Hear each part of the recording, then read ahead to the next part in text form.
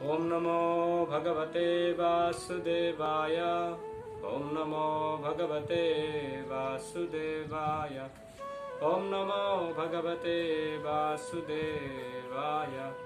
गुरवे गौरचंद्राय राधिकाय तदालये कृष्णाय कृष्णभक्ताय तद्भक्ताय ते नमः।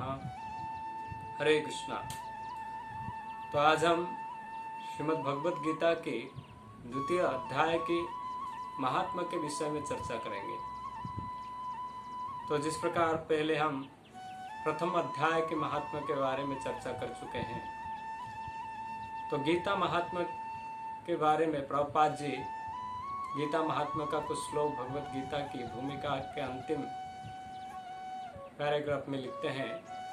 तो वहाँ प्रभुपाद लिखते हैं, सर्व उपनिषदो गावो दुग्धा गोपाल नंदन पार्थ सखा सुधीर भोक्ता गीता अमृत महान। के सभी उपनिषद गाय के समान है। दुग्धा गोपाल नंदन, उस गाय के दूध को दूहने वाला जो ग्वाला है वो स्वयं भगवान कृष्ण गोपाल नंदन। पार्थ सखा सुधीर भोक्ता, उस दूध को धोने के बाद पीने वाला बछड़ा जो है अर्जुन है। और गीता जो है दुग्धामृत है, गीता अमृत महान। इसलिए सभी उपनिषद का निचोड़ है भगवत गीता। इसलिए भगवत गीता के बारे में हमें जानना बहुत जरूरी है। भगवत गीता जो है, हम पहले चर्चा कर चुके हैं कि पंचम वेद महाभारत का भीष्म पर्व की कुछ श्लोकों से, कुछ अध्याय से बना हुआ है। तो पहले हम चर्चा कर चुके हैं किस प्रकार प्रथम अध्याय की महिमा माता पार्वती के पूछे जाने पर भगवान शिव बताते हैं, और किस प्रकार शिव जी कहते हैं कि ये जो कथा है स्वयं भगवान नारायण माता लक्ष्मी जी के पूछने पर कहते हैं। तो हम पहले प्रथम अध्याय में चर्चा किए किस प्रकार सुशर्मा नामक ब्राह्मण का भगवत गीता की पुण्य प्राप्त करके उसका उद्धार हुआ था।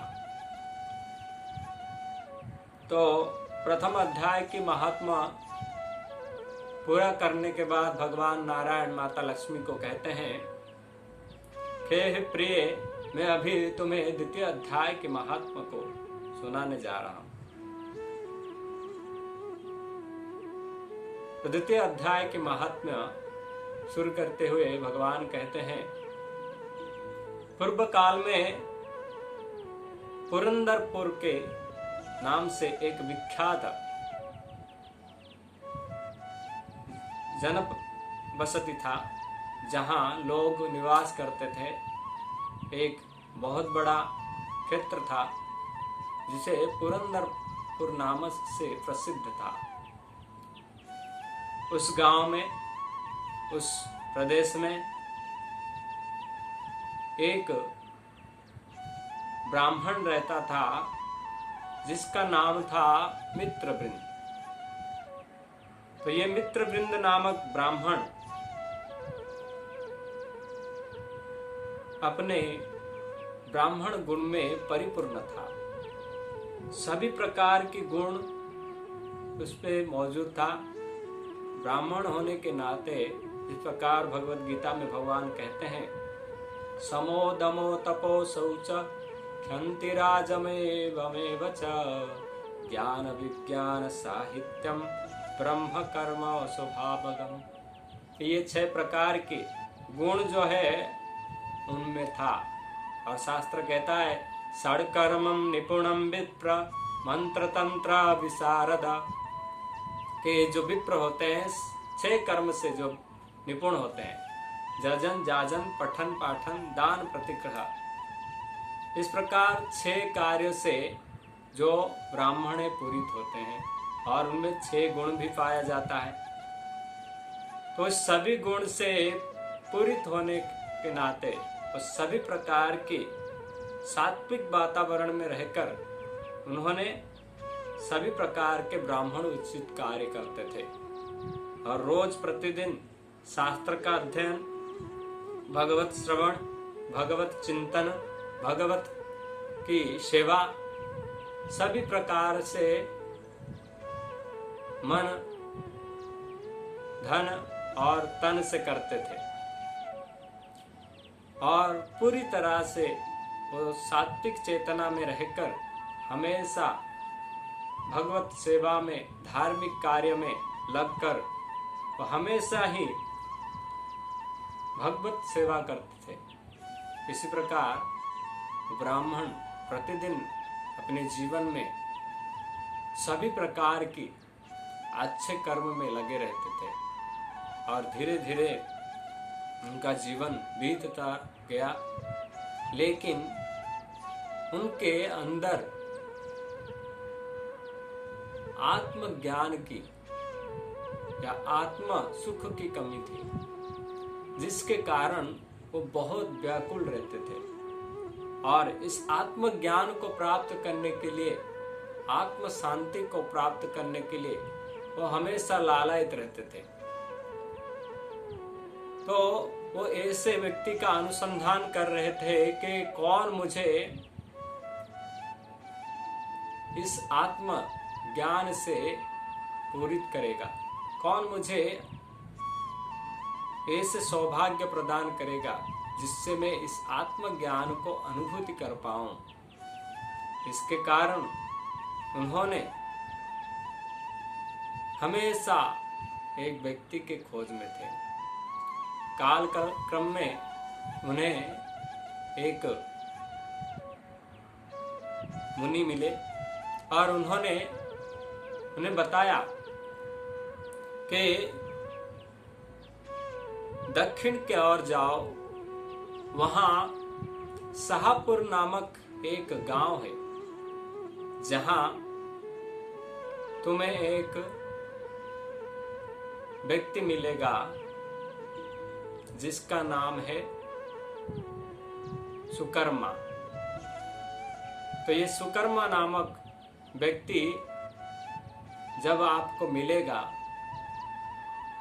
तभी आप आत्मज्ञान को प्राप्त कर पाओगे।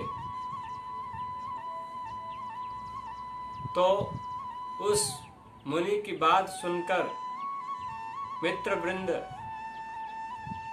अपने गांव से निकले और दक्षिण के ओर चलने लगे, और चलते चलते कई दिनों बाद दक्षिण में पहुंचे, और दक्षिणात्य में शाहपुर नामक गांव में पहुंचे।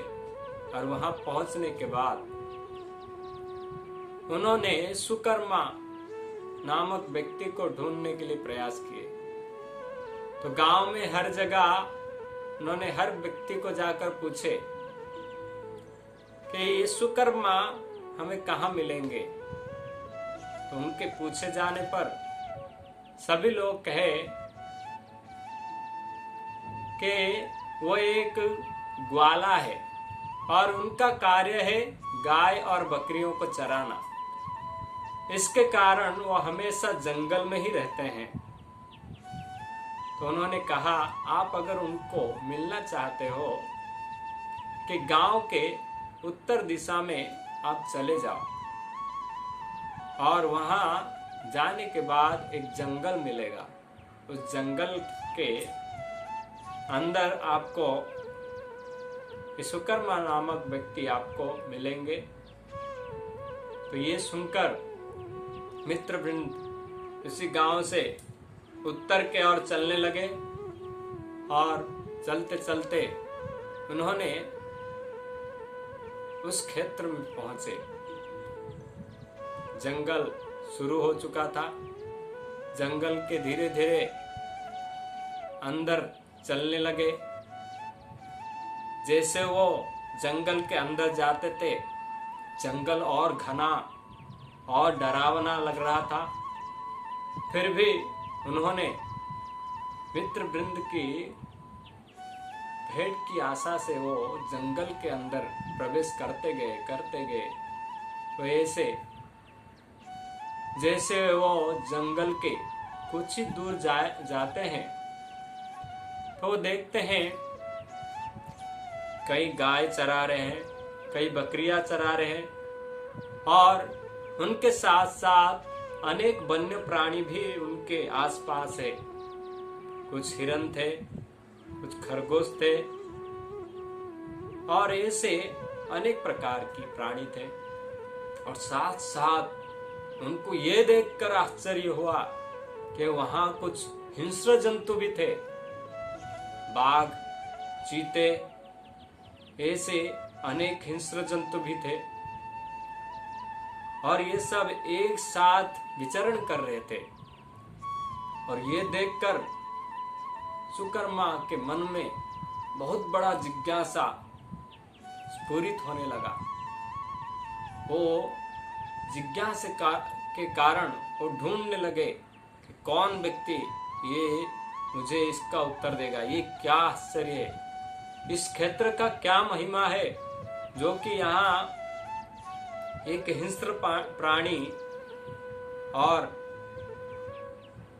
उसके भोजन के साथ वो रहकर एक साथ विचरण कर रहे, लेकिन हिंस्र होने के बाद भी वो गाय, बकरियों, खरगोश, हिरन पर हिंसा नहीं कर रहे, उनके साथ मिलकर विचरण कर रहे।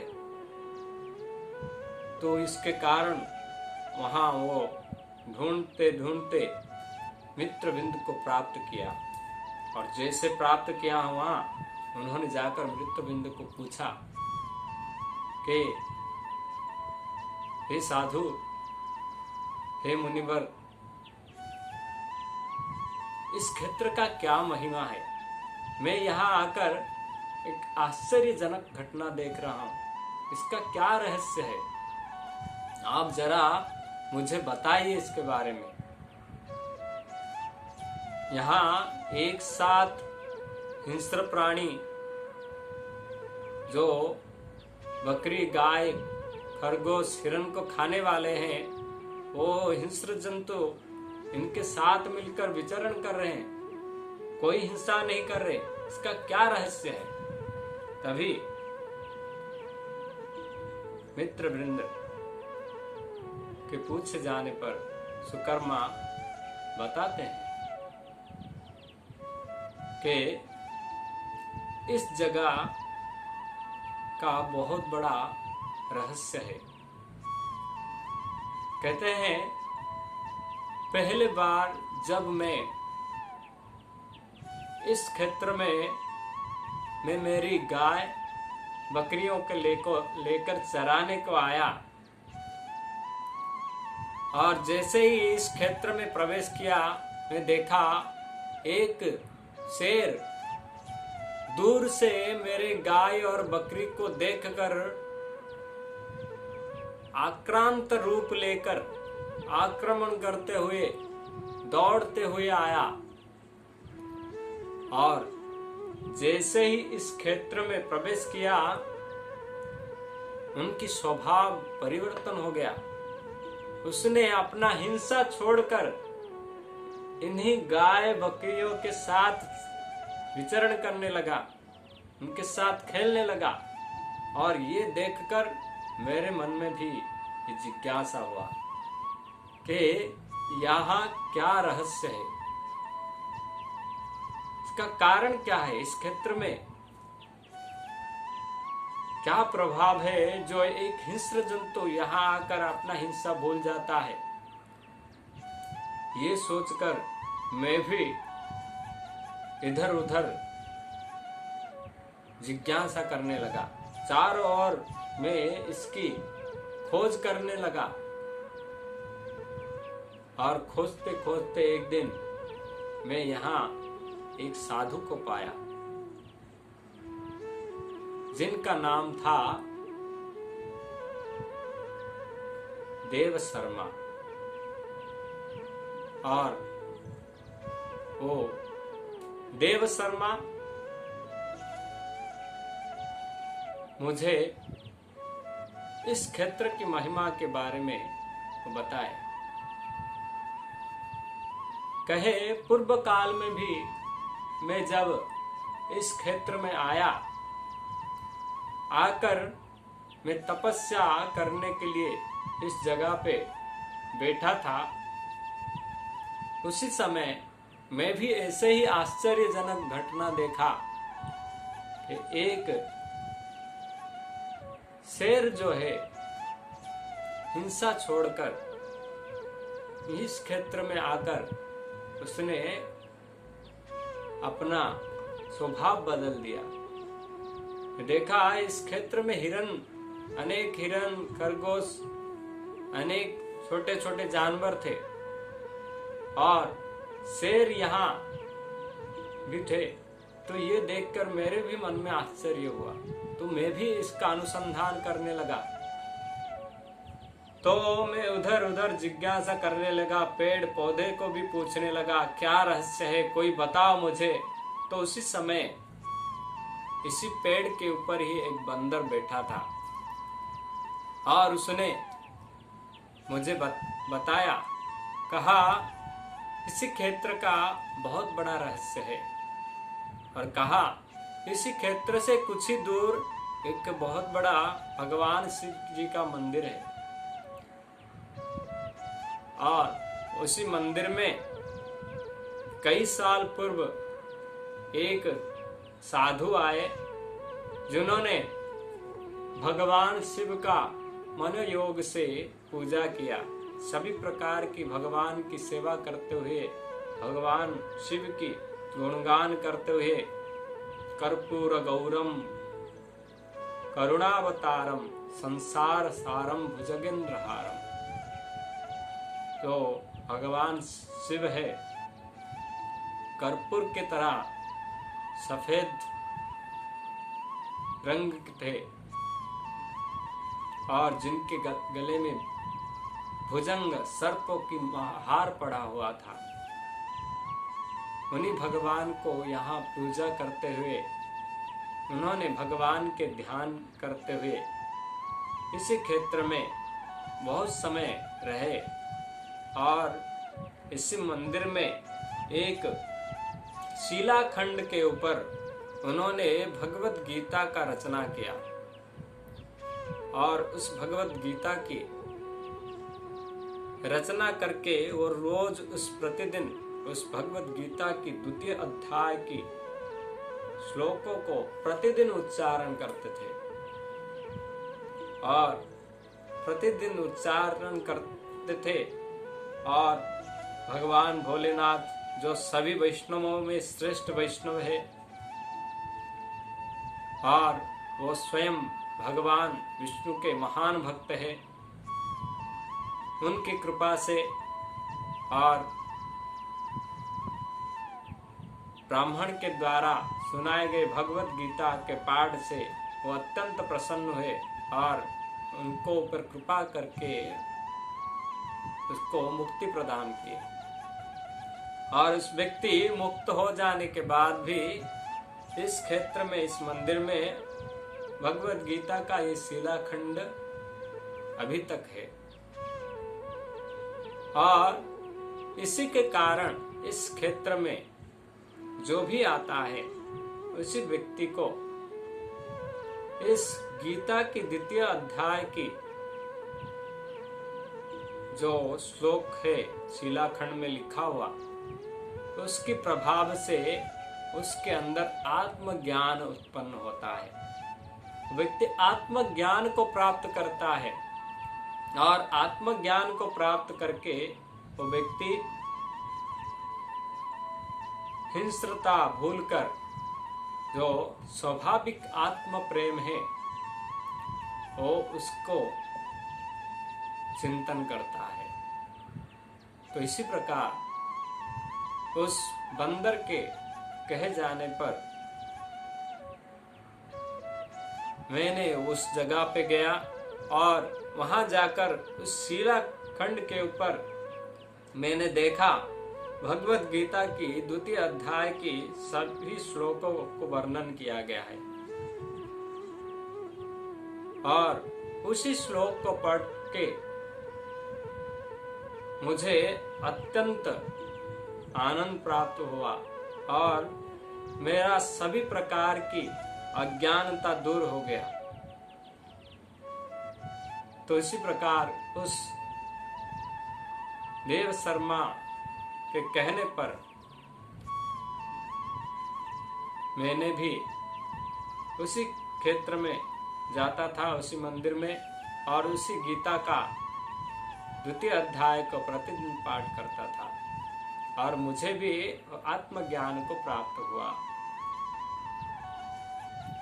तो इसी प्रकार सुकर्मा कहे मित्रवृंद को, और मित्रवृंद भी उनके पद चिन्हों पर चलते हुए उसी भगवत गीता की द्वितीय अध्याय को वो भी प्रतिदिन पढ़ने लगे और पढ़ते पढ़ते उनको भी आत्मज्ञान प्राप्त हुआ और आत्मज्ञान प्राप्त होने के बाद उनकी जो मन में जिज्ञासा था, कमी थी, उसका दूरीकरण हुआ और वो आत्मज्ञान से आत्म संतुष्टि प्राप्त किए। तो इसी प्रकार भगवान नारायण ने माता लक्ष्मी जी को भगवत गीता की द्वितीय अध्याय की महिमा को वर्णन किए, क्योंकि भगवत गीता की द्वितीय अध्याय जो गीता सार के नाम से जाना जाता है, उसमें भगवान ने अर्जुन की शोकों को दूर किया है और उसे आत्म ज्ञान प्रदान किए हैं। तो इसी अध्याय में भगवान ने अर्जुन की कई प्रकार की जो पूर्व काल में प्रश्न था, शंकाएं थी, उसको दूर किया और जो द्वंद्व में फंसे थे, वो पाप पुण्य कर्म के चक्र में फंसे थे, उसको उसी मोह जाल से निकाले और भगवान ने भगवत गीता की द्वितीय अध्याय में आत्मज्ञान प्रदान किए।